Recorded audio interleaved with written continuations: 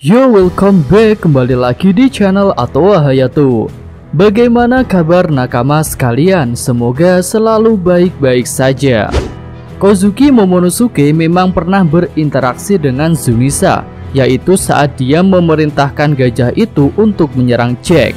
Tapi di chapter ini Momonosuke mengaku belum bisa mengerti apa yang sebenarnya diinginkan oleh Zunisa.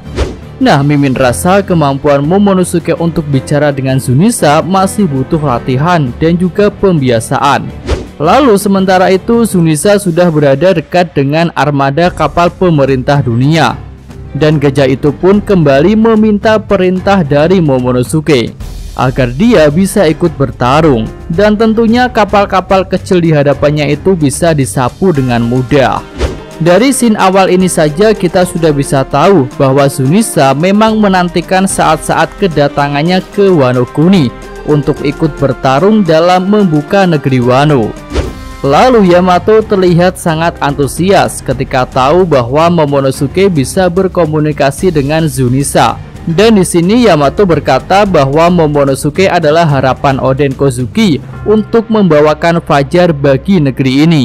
Nah, sampai di sini mungkin kita akan berpikir bahwa Momonosuke adalah Joy Boy, tapi hal itu langsung dibantah oleh Momonosuke. Anak Oden Kozuki itu ragu dengan pernyataan Yamato karena ayahnya merobek bagian terpenting dari jurnal perjalanannya, yaitu bagian yang menjelaskan apa yang dilihat oleh bajak laut Roger di Love Tale yang membuat mereka jadi tertawa. Dan juga tentang apa tujuan mereka setelah berhasil mencapai pulau terakhir itu.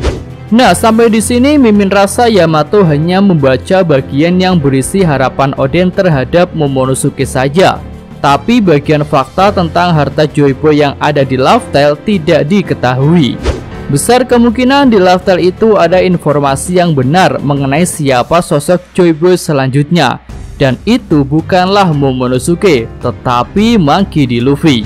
Nah, selanjutnya Momonosuke mengakui sifat pengecut yang ada dalam dirinya, sehingga di lubuk hatinya yang paling dalam Momo ragu untuk membuka Wano, karena hal itu mungkin akan membahayakan rakyat Wano Kuni. Nah, setelah itu Yamato menunjukkan ekspresi yang aneh. Sepertinya Yamato merasakan sesuatu yang sangat kuat. Tapi di sini tidak dijelaskan apa yang membuat Yamato menunjukkan ekspresi seperti itu. Kalau mau menebak-nebak sih, mungkin Yamato merasakan kedatangan seseorang yang kuat. Nah, siapakah dia? Mari kita tunggu hal itu terungkap. Lanjut, kita beralih ke pertarungan adu mental dan adu daya tahan api antara Raizo versus Fukurokuju. Akhirnya setelah diam selama ribuan detik, pertarungan itu pun berakhir dan dimenangkan oleh Raizo.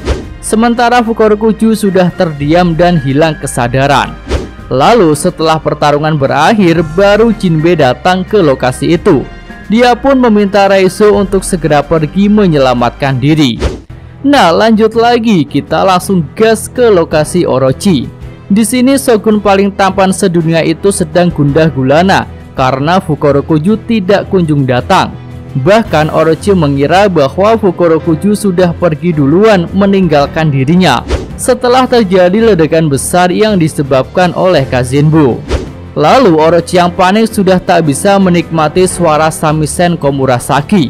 Dia malah menduga Komurasaki itu adalah hantu yang tak punya rasa takut, sehingga bisa tetap tenang dalam situasi yang gawat seperti ini. Dan tiba-tiba reruntuhan atap jatuh menimpa Orochi. Shogun itu pun berusaha berubah ke mode Zoanya untuk menyelamatkan diri, tapi hal itu tak bisa dia lakukan.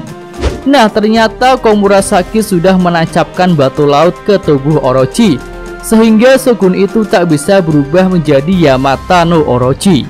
Nah, sampai di sini Mimin dapat 3 poin yang menarik. Pertama, sejak kapan Komurasaki menancapkan batu laut ke tubuh Orochi? Apakah ketika Orochi sedang tiduran di pangkuannya, ataukah setelah Orochi kejatuhan puing-puing bangunan? Jika setelah kejatuhan puing bangunan, seharusnya Komurasaki menghentikan permainannya dulu untuk bisa menusuk Orochi. Tapi seperti yang kita lihat, Komurasaki tetap bermain sejak Orochi belum kejatuhan hingga setelah Orochi kejatuhan puing-puing bangunan itu. Lalu jika batu laut itu ditancapkan saat Orochi tiduran, maka seharusnya Orochi akan kesakitan dan minimal akan jadi lemas karena pengaruh batu laut itu. Ya entahlah, sulit dimengerti. Jika ada nakama yang mau menjawab, silahkan bisa tulis pada kolom komentar. Lalu poin yang kedua, Komurasaki atau Hiyori sepertinya bukan pengguna Devil Fruits karena dia bisa menancapkan batu laut ke tubuh Orochi. Jadi jika dia pengguna Devil Fruits, maka seharusnya Komurasaki juga jadi lemas saat menyentuh batu laut itu. Lalu yang ketiga, Komurasaki punya mental baja seperti seorang samurai karena dia bisa tetap tenang dalam kondisi kritis seperti itu. Dan mimin rasa mungkin Komurasaki juga sudah membawa pedang Ameno Habakiri untuk mengeksekusi Orochi. Nah, setelah Shogun tampan itu tak berdaya, Komurasaki pun mengungkapkan jati dirinya bahwa dia adalah anak dari Oden Kozuki. Nah, Orochi pun jadi terkejut, matanya melotot hingga hampir copot dan ingus pun mulai bercucuran dari hidungnya. Oke, kita tinggalkan Orochi dan biarkan dia menikmati saat-saat terakhirnya. Selanjutnya diperlihatkan scene tentang pertarungan Izu. Di sini Izu dan salah satu agen CP0 yang bernama Maha saling beradu serangan. Izu terkena Shigan dan Maha terkena peluru Izu. Keduanya pun jatuh tersungkur di tanah. Sementara itu bos CP0 masih terduduk. Sepertinya dia juga terkena tembakan Izu, tapi lukanya tidak fatal. Nah, di samping kemampuan menembak Izu yang sangat akurat, tentu kita masih ingat bahwa Izu mungkin saja menguasai Ryuo. Dan hal itu akan membuat pelurunya jadi punya daya serang yang lebih kuat. Selanjutnya ada panggilan Dendenmushi untuk bos CP0. Ternyata ada tugas baru lagi dari Gorosei, yaitu untuk menghabisi Luffy si topi jerami sekarang juga. Nah, bos CP0 pun langsung protes dengan perintah yang tidak masuk akal itu. Karena saat ini Luffy sedang bertarung dengan Kaido. Jadi mana mungkin bisa menghabisi Luffy saat ini. Suara dari Dendenmushi itu pun berkata bahwa memang mustahil melakukannya saat ini. Tapi keberadaan Luffy sudah sangat membahayakan. Dan ini adalah perintah yang bertujuan untuk menghindari hal buruk yang akan terjadi selanjutnya. Nah, keberadaan Luffy tentu sangat berbahaya karena jika dia bisa mengalahkan Kaido, maka pertempuran di Onigashima ini akan dimenangkan oleh generasi baru. Mengingat Big Mom sudah dikalahkan terlebih dahulu oleh Kid dan Law. Jadi menghapisi Luffy sebelum Kaido kalah adalah satu-satunya jalan untuk mencegah kemenangan generasi baru. Lalu selanjutnya ketika bos CP0 sedang menelpon, terlihat DX kembali bangkit. Dan dia pun bertekad akan melakukan suatu hal agar tidak mati dengan tangan kosong. Nah, menurut Mimin, Drax ini akan menyerang bos CP0 walaupun harus mempertaruhkan nyawanya. Ya, dengan begitu minimal dia bisa mengalahkan satu CP0. Lalu jika Drax berhasil, maka tinggal satu anggota CP0 lagi yang belum dikalahkan. Ya, kita tunggu aja apa yang akan dilakukan Drax selanjutnya. Oke, lanjut kita diperlihatkan keadaan Usopp yang sedang membawa Kiku dan Kinemon menggunakan Hamlet. Nah, hingga saat ini peran Usopp masih sebagai tim SAR saja yang menyelamatkan para korban yang terluka. Lalu diperlihatkan juga keadaan Nekomamushi, Wanda, dan Carrot. Mereka memutuskan untuk kembali masuk ke dalam kastil karena keadaan di luar juga berbahaya. Sudah banyak puing-puing yang jatuh. Oke, lanjut, akhirnya kita diperlihatkan kondisi Zoro yang sempat terjatuh. Ternyata Franky datang dan memanjangkan tangan sibuknya untuk menangkap tubuh Zoro yang sedang terjatuh. Sementara itu Zoro masih tak sadarkan diri. Sepertinya dia sedang merasakan efek samping obat Sukuming yang memberikan rasa sakit berlipat ganda. Nah, selanjutnya ada Nami dan Zeus. Di sini Zeus cukup sedih dengan kekalahan Big Mom. Tapi Nami tak suka dengan hal itu. Dia pun meminta Zeus untuk memilih antara dirinya dan Big Mom. Zeus pun tetap memilih Nami. Nah, dari panel singkat Zeus dan Nami ini kita bisa melihat bahwa sepertinya Big Mom belum mati. Karena kan Zeus masih hidup. Ya, walaupun Zeus sudah terlahir kembali dari tongkatnya Nami, tapi tetap saja jiwa yang ada pada Zeus itu miliknya Big Mom, bukan jiwanya Nami. Jadi menurut Mimin, Big Mom belum mati, mungkin dia hanya pingsan dan kehabisan tenaga saja. Lalu di lokasi Nami dan Zeus ternyata juga masih ada banyak orang, yaitu ada Otama, Speed, dan juga Marco yang sedang mengobati Komatsuyo dan Hihimaru. Oke, lanjut, kita beralih ke lokasi Kid dan Law yang sedang rebahan. Kid bertanya apakah mereka perlu ke atas untuk ikut bertarung dengan Kaido. Dan Law menjawab bahwa tidak perlu, karena dia sudah tak punya tenaga lagi untuk bertarung. Dan jika dalam pertarungan di atas Onigashima itu dimenangkan oleh Kaido, maka sudah tak ada harapan lagi untuk memenangkan pertempuran ini. Nah, sementara itu di atas Onigashima lagi-lagi Luffy dan Kaido mengadu Hausoku Haki. Setelah itu Kaido berkata bahwa Lin Lin alias Big Mom sudah dikalahkan. Dan Luffy juga bisa merasakan hal itu. Selanjutnya ada sedikit flashback tentang Kaido dan Big Mom. Saat itu usia Kaido 15 tahun. Dia baru bergabung dengan bajak laut Rocks. Nah, walaupun Big Mom terlihat kasar, sepertinya dia tertarik dengan Kaido. Big Mom pun memperingatkan untuk berhati-hati di dalam bajak laut Rocks.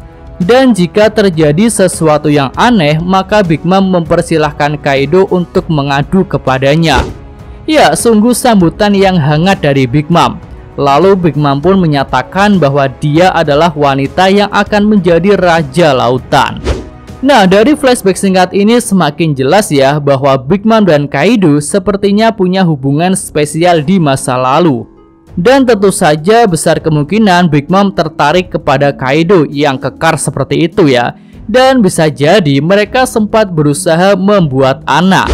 Ya, tentu Big Mom menyadari bahwa anak yang dihasilkan dari benih Kaido akan menjadi anak yang kuat. Dan mungkinkah Katakuri itu adalah anaknya Kaido? Entahlah. Kita tunggu saja fakta selanjutnya yang akan muncul. Lalu setelah mengingat Big Mom, Kaido jadi menangis. Dia pun menyayangkan kerjasama yang baru dia bentuk bersama Big Mom untuk menemukan One Piece bersama-sama. Tapi Luffy tak mau bersimpati pada air mata naga Kaido. Dia langsung berubah ke mode Snake Man, lalu melancarkan serangan teknik baru yang bernama Gomu Gomu no Hydra. Serangan itu sangat cepat menghujam tubuh Kaido dari berbagai sisi. Saking cepatnya pukulan itu sampai tak bisa diprediksi oleh Kaido. Nah, jika dicermati, pukulan Luffy kali ini tak hanya menggunakan gabungan Gear 4 dan Hausoku Haki saja, tetapi juga menggunakan dua haki yang lain, yaitu Bushosoku Haki yang menjadi salah satu armornya Gear 4 dan mungkin juga Kenbonsoku Haki tingkat tinggi, sehingga serangan Luffy jadi semakin tak bisa diprediksi oleh Kaido. Kaido pun tak punya pilihan lain selain menerima semua serangan Luffy. Sementara itu kondisi Luffy juga tak begitu baik. Luffy menyatakan bahwa ini adalah mode Gear 4-nya yang terakhir dan dia akan terus menyerang hingga kehabisan tenaga.